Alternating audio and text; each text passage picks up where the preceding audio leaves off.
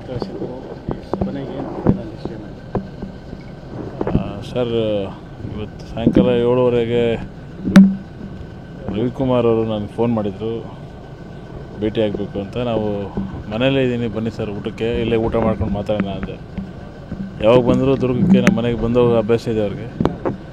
ಮತ್ತು ಅವರು ಊಟಕ್ಕೆ ಬಂದರು, ಊಟ ಮಾಡಿ ಸದ್ಯದ ಕುಶಲೋಪರಿಗಳೆಲ್ಲ ವಿಚಾರ ಮಾಡಿದ್ರು ಸರ್, ಮಾತಾಡಿದ್ದೀವಿ.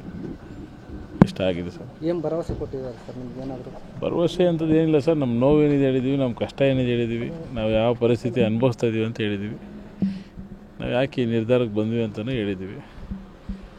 ಅವ್ರಿಗೂ ನಾವು ಹೇಳಿರೋದ್ರಲ್ಲಿ ನಿಜ ಇದೆ, ಸತ್ಯ ಇದೆ ಅಂತ ಹೇಳಿದ ಸರ್. ಇಷ್ಟ ಆಗಿದೆ, ನೋಡ್ಬೇಕು ಸರ್. ಇಷ್ಟ ಇಲ್ಲದೇ ಇರೋ ಕಾರಣಕ್ಕೆ ನಿಮ್ಮ ತಂದೆಯವರು ಮನೆ ಇಲ್ಲ? ಇಲ್ಲ ಸರ್, ನಮ್ಮ ತಂದೆಯವರು ಚಳ್ಳಕೆರೆ ಭಾಗದಲ್ಲಿ ಇವತ್ತು ಸ್ವಲ್ಪ ನಾಳೆ ಈ ನಾಮಿನೇಷನ್ನು ಅದು ಇದು ಪ್ರಕ್ರಿಯೆ ಅಂತ ಇರ್ತಾರೆ. ಸ್ವಲ್ಪ ಭಾಗದಲ್ಲಿ ನಾಯಕರೆಲ್ಲ ಸೇರ್ಕೊಂಡು. ನೀವು ಪೋಷಕರಾಗಲು ಕಾಯುತ್ತಿದ್ದೀರಾ? ಚಿಂತಿಸದಿರಿ. ಓಯಾಸಸ್ ಫರ್ಟಿಲಿಟಿ 90,000 ದಂಪತಿಗಳ ಜೀವನದಲ್ಲಿ ಸಂತೋಷವನ್ನು ತಂದಿದೆ. 7825893601ಗೆ ಕರೆ ಮಾಡಿ ಅತ್ಯದ್ಭುತ ರಿಯಾಯಿತಿ ಪಡೆಯಿರಿ ಹಾಗೂ ಎಲ್ಲರಿಗೂ ಗುಡ್ ನ್ಯೂಸ್ ಕೊಡಿ. ಒಂದು ಕಡೆ ಅಲ್ಲಿದ್ದಾರೆ, ಅದು ಬಿಟ್ಟರೆ ಏನಿಲ್ಲ ಸರ್. ಸತ್ಯ ನಾನೇನಿಲ್ಲ ಅಲ್ಲಿ ಹಚ್ಕೊಟ್ಟಿರ್ತೀನಿ. ನಾವು ಸುಳ್ಳು ಪಳ್ಳಿ ಹೇಳೋ ಅಂಥದ್ದು ಏನಿದೆ ಸರ್. ರವಿಕುಮಾರ್ ಅವರು ನಮ್ಮ ಕಾಲೇಜಿನ ವಿದ್ಯಾರ್ಥಿ, ನಮ್ಮ BID ಕಾಲೇಜಲ್ಲಿ ಓದಿರೋರು. ಅವ್ರು ಬರ್ತಾರಂದ್ರೆ ನಾವೇನು ಮಾಡೋದೇನಿಲ್ಲ ಸರ್. ಸರ್, ಈಗ ನಿಮ್ಮ ನಿರ್ಧಾರ ಏನು ಹಂಗಂತ ನಡೆಯಿತು? ಯಾರು ಕಳಿಸಿದ್ರು? ಕೊನೆಗೆ ಏನು ಫೈನಲ್ ವಿಷಯ ಸರ್, ಇವತ್ತು ಸಾಯಂಕಾಲ 7:30ಗೆ ರವಿಕುಮಾರ್ ಅವರು ನನಗೆ ಫೋನ್ ಮಾಡಿದರು, ಭೇಟಿ ಆಗಬೇಕು ಅಂತ. ನಾವು ಮನೇಲೇ ಇದ್ದೀನಿ, ಬನ್ನಿ ಸರ್ ಊಟಕ್ಕೆ, ಇಲ್ಲೇ ಊಟ ಮಾಡ್ಕೊಂಡು ಮಾತಾಡೋಣ ಅಂದೆ.